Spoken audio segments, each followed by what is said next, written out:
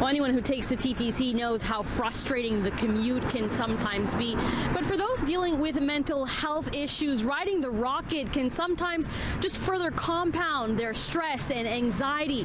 That's why the TTC is taking steps to better serve one group that's often left behind. The stat says 1 in 5. So if you really think about it, 20 people on that bus may be suffering in silence without anybody knowing.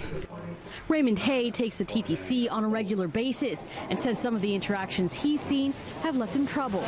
You know, with somebody walking up and down the aisle and somebody calling somebody crazy, and, you know, the perception of somebody talking about somebody in that and not having the respect. The longtime accountant shared his story of living with bipolar disorder with TTC workers as part of a mental health awareness training organized by Progress Place, a community-based health recovery center for adults like him.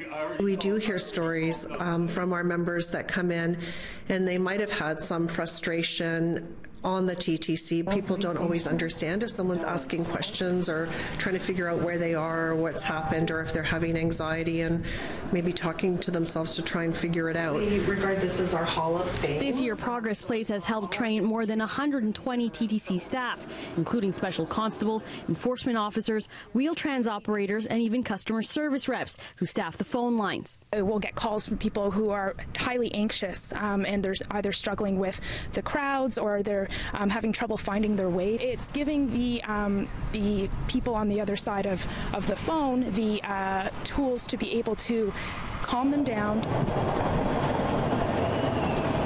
The TTC says the tools will be especially important for wheel trans staff, with the program eligibility now including riders with cognitive, mental health, and sensory disabilities. The workshops use real-life scenarios to help frontline workers with common situations, like how to react to angry or aggressive riders. I'm not saying stop yelling. The first thing you do is you're trying to empathize. I'm really interested in hearing what you have to say, but it's hard to understand what you're saying when you're raising your voice at me. Havel says with so many different types of people passing through the TTC every day, she believes the training could help save a life. Sometimes when people are very sad, depressed, you know, people might contemplate suicide. So that's clearly another area where we wanted to make sure people had as much support and training as possible. We are human beings. We are part of the society, and the perception that anybody that suffers any sort of mental illness is you know, it can happen to any professional. Now, the TTC says their vehicle operators have received similar training in the past, but they will be rolling out a refresher course over the next 2 years in compliance with the Accessibility for Ontarians with Disability Act. Ginella Massa, City News.